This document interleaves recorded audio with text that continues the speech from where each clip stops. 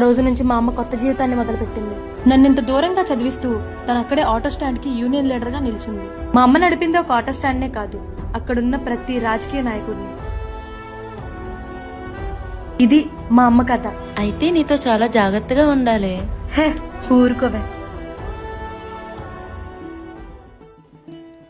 రే ఈరోజు మన college fest రా, ఈరోజైనా రారా బాబు కాలేజ్కి.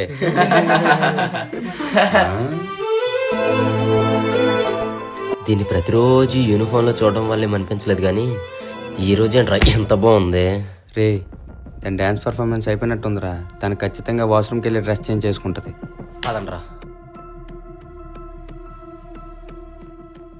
రే నాని, నీ ఫోన్ ఎవరా?